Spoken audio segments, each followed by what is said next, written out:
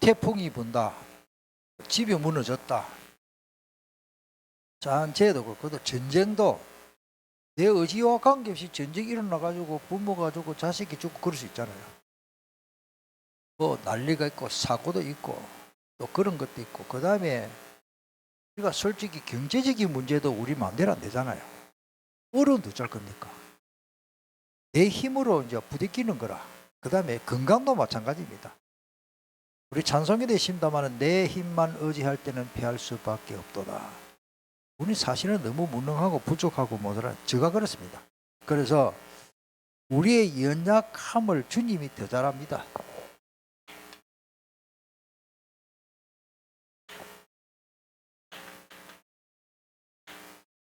우리 주님이 나의 연약함을 더 잘합니다.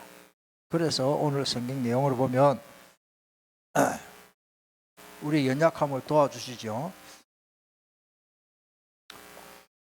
자, 거기 보면 스스로 칠 때 연약할 때 우리가 요 시험에 들죠. 재앙, 자연 재앙 뭐 이런 재해도 있고 이게 이제 고통. 이게 다 염려거리고 뭐 근심 걱정으로 이거 그냥 가지고 있으면 뒤에 사탄이 딱 기다리고 있거든요. 베드로전서 5장 7절로 8절. 너 염려를 주께 맡기라. 염려 안 맡기면은 신방 적각 신방 오는 놈이 있습니다. 우리 마음속에도 쳐들어옵니다. 자, 이런 스스로 해결할 수 없는 문제. 그러면 어려운 일이 그러면 왜 왔느냐? 왜 어려운 일이 왔느냐? 알아야 되겠죠? 기도해야 할 것을 하나님이 기다리고 계신달까요? 하나님이 우리가 기도할 것을 원하십니다. 기도해야 된다. 시험이 없으면 기도 잘 안 하거든요. 그래서 기도하면서 하나님의 큰 계획을 발견해야 됩니다.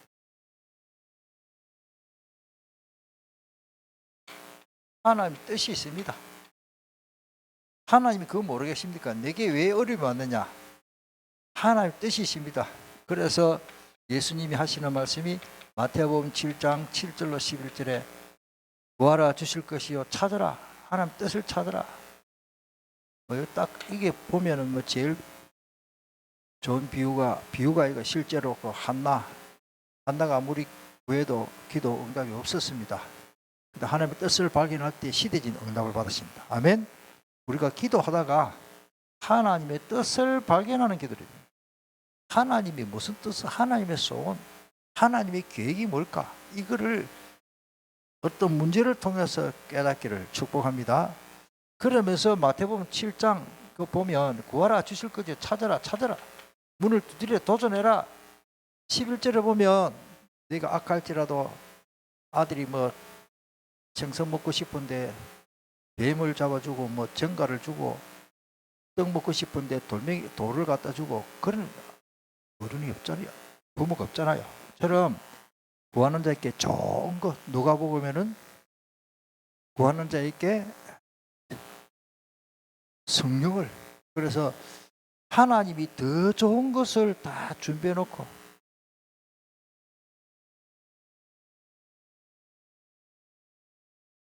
기도하기를 기다립니다. 자, 그러면서 우리가 예수 그리스도의 돕는 은혜를 받아야 됩니다.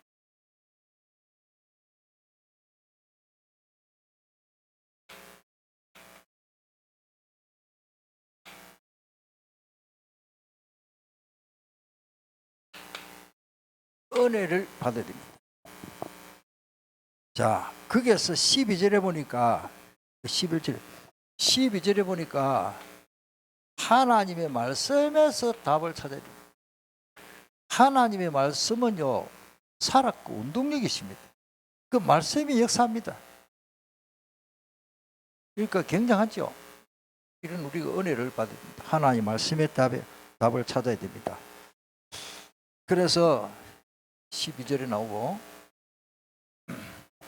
그 답을 얻고는 13절에는 보니까 예수님은 그리스도는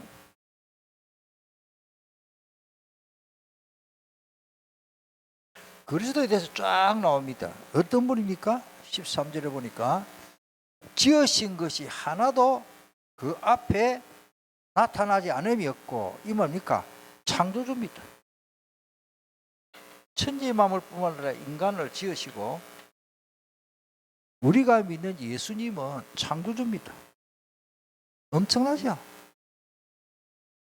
그 누구도 그래서 특별히 그 13절에 보면은 하나님의 눈에서 그 앞에 나타나지 않음이 없고 이 뜻이 좀 어려운데요. 지으신 거죠. 하나님의 눈을 피할 수가 없습니다. 그런 뜻입니다.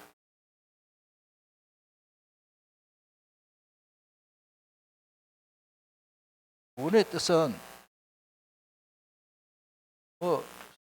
하나님의 눈을 피할 수가 없어요. 하나님 모든 것을 보고 계십니다.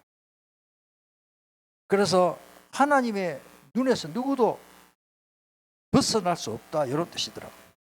하나님은 우리와 특별한 관계를 갖고 있습니다. 하나님과 나와의 관계가 굉장히 중요합니다. 하나님과 나와의 관계는 약속, 계약의 관계입니다. 이면 계약이라고 그러죠. 다른 사람은 모릅니다. 하나님과 나와의 관계는 엄청난 관계인데 이면 계약입니다. 그래서 그게 내용에 보면 우리의 결산을 받으실 이 눈앞에 만물이 벌거벗은 같이 다 드러나게 되는데 하나님과 우리만 알 수 있는 그런 계약관계다. 우리가 생기게 됩니다. 그리고 드러나느니라 그 말도 보니까 짐승을 잡을 때 레슬링 선수도 그렇죠. 목을 비틀고 뒤집어 버렸잖아요. 그러니까 그런처럼 하나님의 눈에 우리가 아무도 요 뜻이죠.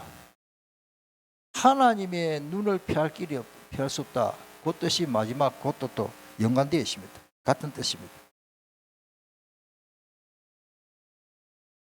다시 말씀드리면은 레슬링 선수들이 그냥 목을 조르는 게 아닙니다.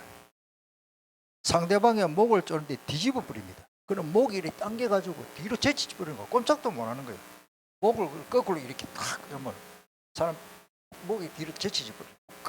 그런 뜻이더라고요. 원어의 뜻이 보니. 그러니까 뒷덜미를 젖혀서 목이 드러나도록 하는 거다. 뭐 그런 뜻이. 그러니까 하나님이 우리 인간은요, 하나님이 목 딱 잡고 뒤집어 버리면은 꼼짝도 못 한다. 그런 뜻으로 저는 이해가 됩니다. 14절의 내용을 보면 예수님은 어떤 분인가 하면 대제사장입니다.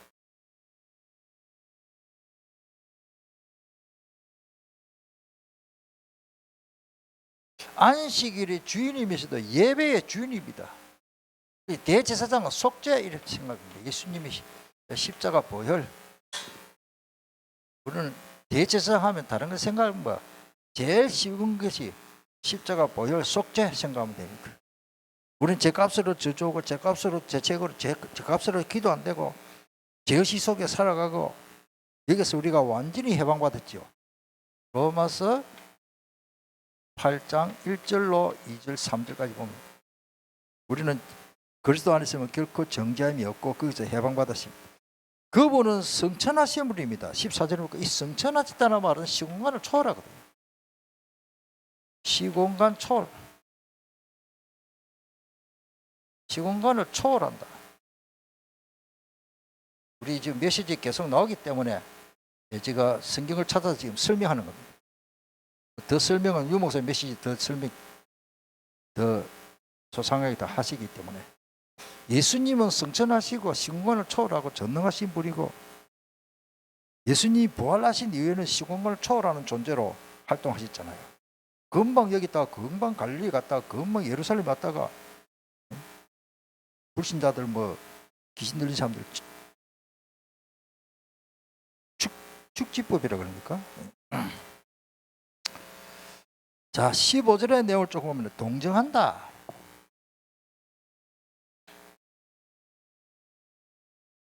동정하시는 분이다. 이 말이 뭐냐면은 동정하지 아니하시는 분이 아니라 그런데 동정한다는 말인데 이거는 전에 성경에는 체휼이라 그러십니다. 이거 말이 좀 어려워요. 여러분들이 좀 이야기가 좀 어렵죠. 요거를 체휼에 대해서 좀 설명이 좀 구구한 설명이 많고 좀 그런데 심파혀라는 말인데 함께 고난을 당해본다 뜻입니다.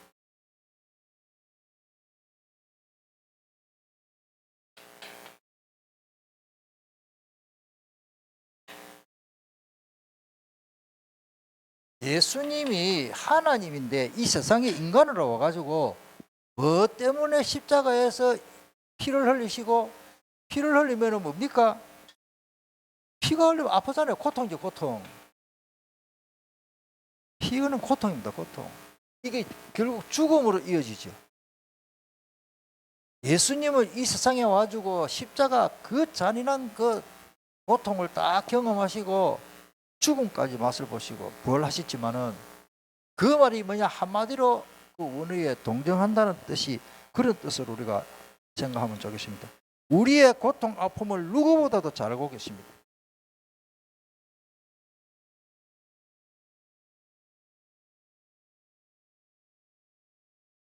우리의 고통을 누구보다도 다 잘합니다. 우리가 뭐 손을 비었다, 뭐 다쳤다, 교통사고 나고 부러졌다. 예수님은 그 이상으로 십자가 고통을 당해 보신 분입니다. 그거를 전에 성경에는 체휼, 우리 쉬운 성경에는 우리의 고통을 다 알고 계신다 그런 뜻이더라고요. 참 귀한 말씀이죠.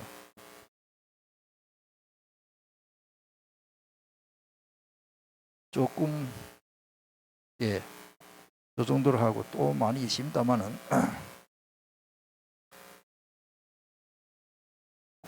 그래서 우리는 이 은혜를 받기 위해서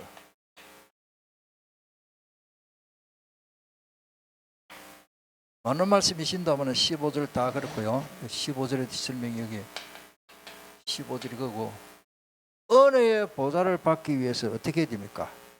은혜의 보좌 앞에 담대히 나아가야 됩니다. 은혜 밖에서 이 보좌 앞으로 가야 합니다. 나아가야 합니다.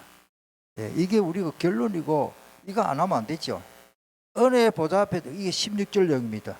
16절을 다 같이 읽겠습니다. 그러므로 우리는 긍휼하심을 받고 때를 따라 도는 은혜를 얻기 위하여 은혜의 보좌 앞에 담대히 나아갈 것이니라. 아멘. 자, 이 은혜 보좌가 뭐냐? 예배입니다. 예배. 왜냐하면은 지금 설명이 그런데 그 구약 성경의 이 성소, 특별히 지성소, 거룩한 지성소 하나의 보좌거든요. 이 보좌라 할 때는 자, 여기서 출애굽기 25장 21절로 22절에 보면은 지성소 나오는데 거기서 만나고 하나님이 예배 시간에 만나준다. 그러면서요 거기서 말하리라. 예배 시간에 가장 중요한 것은 하나님 만나고 말씀 받는 겁니다. 아멘. 이게 없으면 그래서 기도하고 예배가 다른 게 뭐냐? 기도는 그냥 기도 구하는 것만 하지만 예배는 뭐냐? 말씀을 읽기나 듣고 기도하는 것이 예배다. 그래야 하면 쉽게 생각이 될 줄 압니다. 물론 찬송도 해야 되죠. 다 했는데 예배의 가장 중요한 요소는 뭡니까? 따라서 하나님 만나고 말씀 받고 제가 요즘 계속 기도하면서 우리 캠프 시대 지금 캠프를 해서 기도하면서 저 생각에는 자꾸 하나님 그런 마음을 주세요. D.L. 무디가 100만 명의 영혼을 구하는데 내가 100만 명의 영혼 구했다 그 말이 아니고 하나님 앞에 진짜 제대로 쓰임받은 주의 종이거든요. 그래서 우리가 뭐 다 D.L. 무디가 될 수 있겠죠. 하나님 주권이 있는데 중요한 거는 그분의 강점. 전번에도 말씀 들으신다마는 자기 부인이 말했어요. 내 남편은 성경과만 말한다. 그냥 읽는 게 아니죠. 성경을 읽고 기도하고 주님하고 주고받고 대화 소통하는 거예요. 말씀으로 소통하는 거예요. 아멘. 이게 지금 굉장히 중요합니다. 지금요. 우리 그런 걸 좀 해보면 좋겠습니다. 이런 훈련도 좀 하고. 그래서 그냥 성경 읽기 기도한다 간단한 게 아니거든요. D.L. 무디는 계속 말씀 읽고 주님하고 대화하는 거예요. 말씀이 하나의 말씀이니까 읽고 또 기도하면서 주님하고 보좌와 소통하는 기도를 계속하니까 어찌 보면 그 사모님이 D.L. 무디의 사모님이 딱 생각해 내 남편은 성경과만 말하지 다른 거 안 하는 거예요. 안 그러면 가서 설교하고 또 집에 들어오면 또 성경과만 말하고 이게 대박인 거예요. 그러니까 하나님이 말씀의 권세 능력을 성령이 현장 갈 때 하나님은 역사해버립니다. 뭐 포스터를 붙이십니까? 요즘 같은 카톡에 십니까? 뭐 정보를 칩니까? 자기들끼리 연락을 해가지고 D.L. 무디 선생님이 오늘 어디 이번 목요일 날은 어디서 설교를 하는 거, 이번 금요일 날은 어디에 집회인 자기들끼리 연결 다 해가지고 그런데 수천 명이 수만 명씩 모여가지고 평생 그 대중 집회 때 예수 연결시키고 하는데 우리 그 자로 기록상을 100만 명 이상 번식이다 그래 나옵니다. 그러니까 지구가 생기고는 전도 숫자로는 제일 많이 한 사람이죠. 물론 바울의 그 제자 운동을 통해서 사실은 그 성경대로 그 제자 운동 우리 다락방 이런 식으로 해서 많은 영혼들이 살고 있습니다만은 그거는 지속적으로 제자화되는 재생산의 역사고 바울 사도가 그렇게 안 했더라면 오늘 우리가 뭐 전도다 다락방이다 이거 뭐 거의 없거든요.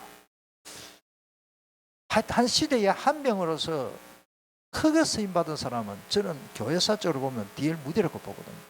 물론 스폴츠 목사님은 30만 50만 하는데 그것도 많이 하시고요. 그분도 설교하시고 그분도 스폴츠 목사님도 계속 스폴츠 목사님을 위해서 기도하는 사람이 한 30명 계속 스폴츠 목사님을 위해서 기도하는 그 교인들 중직자들이 30명이 자기 교회 지하실에 그게 막 계속 기도하는 거예요. 스폴츠 목사님 그 많은 제자를 가르치는데 이제 외국에서 전도사님처럼 훈련받겠죠. 신학교 전시하는데 선생님 어떻게 해서 설교가 그렇게 은혜스럽고 설교를 잘합니까? 그 사람들 데리고 자기 교회 지하실에 기도하는 사람 보여줬어요. 얼마나 간절히 기도하는데 한두 명, 세 사람도 아니고 30명이 계속 기도하니까 나는 아무것도 한 게 없다. 하나님의 은혜요. 저 사람들이 나를 위해서 기도한다. 어떻게 안 되겠습니까? 할렐루야. 유광수 목사님이 37평 그게 그 동산제일교회 옛날에 우리 계속 처음에 그거 갔잖아요. 그거 가서 비자바가 안에 들어갈 때 없고 우리 2층에서 보고 막 버스에서도 모니터 해놔놓고 보고 중요한 거는 거기에 남한 할머니들 영도의 뭐 수준이 그 할머니들이 뭐야 저 거의 다 해녀 출신이고 그때는 집사님, 권사님, 여자분들, 남자분들도 계셨지만은 그 지하에 그 참 냄새나는 지하에 가가지고 유광수 목사님께서 기도하는 거예요. 오늘 이렇게 다락방 운동이 된 줄 믿습니다. 그리고 특별히 그 유 목사님은 어머니의 기도가 대단하시거든. 이제는 고인이 되신다마는 장권사님이 얼마나 기도를 하시고. 근데 이제 저는 그런 걸 보면서 오늘 우리 교회도 저와 우리 엄목사님을 위해서 여러분들 기도 많이 해주시길 바랍니다. 네. 목사님 좀 잘해봐서 그것도 맞는데 여러분들이 정말로 은혜스러운 기도를 할 수 있도록 그래서 따라서 이 말씀 붙잡고 예, 좀 그렇게 말씀드려요. 그것이 은혜가 있습니다. 그래서 보좌 앞에 나는 그곳에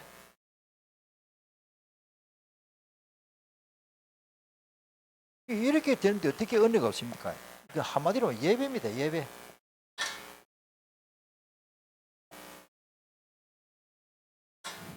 모든 종교는 예배 비슷하게 행위가 있습니다만 그런 예배 말고 주 여호와 하나님을 사모하고 하나님 만나고 그 말씀 받고 기도하고 굉장한 겁니다. 이거는 저는 요즘 조금 정말로 말씀과만 말한다 좀 그렇게 D.L. 무디 선생님 좀 닮아가고 싶어요. 우리는 예배를 통해서 우리를 도우시는 하나님의 은혜를 받을 수 있습니다. 이 하나님이십니다. 같은 말입니다만은 하나님이 은혜를 선물로 주십니다. 하나님 은혜를 선물로 주십니다. 그래서 하나님 보좌 앞으로 나가죠. 보좌 앞에 갈 때만이 그게 보면은 때를 따라 이 말이 조금 그냥 때가 아니더라고요. 따라서 좋은 때, 이 카라라는 말이 좋은 때입니다. 이 좋은 때, 하나님 보좌 앞에 나는 이 좋은 때가 있어요. 그러니까 우리가 예배 시간은 최고로 은혜 받는 좋은 때입니다. 아멘.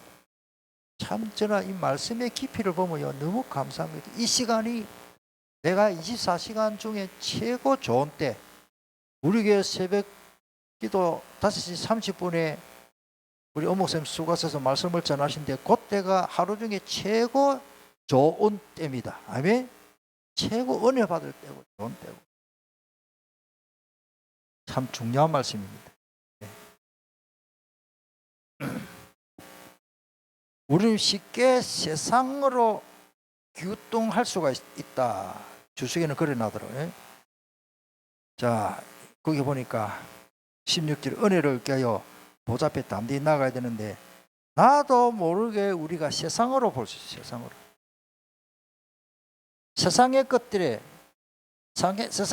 생각하고 세상의 것들을 추구하고 물론 일해야 됩니다. 먹고 살아야 되니까 거기에만 잡혀서면 안 됩니다. 세상의 것들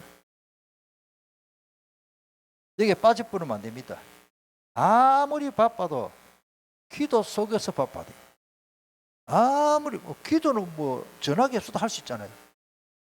달려가면서 기도가 됩니까 안 됩니까? 됩니다. 일하면서 기도 얼마든지 하고 찬송 부를 수 있고 일하면서 기도하는 마음으로.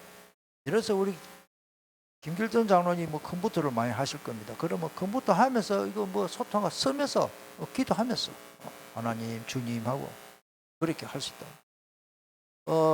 저는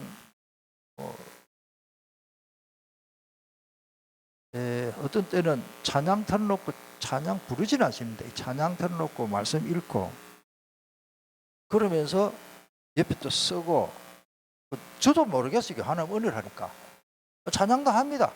찬양하면서 이 말씀 속에 은혜 또 사모하고 기도하면서 동시에 어찌 되는지 모르겠어요. 어떤 때는 조금 그런 게 있어요.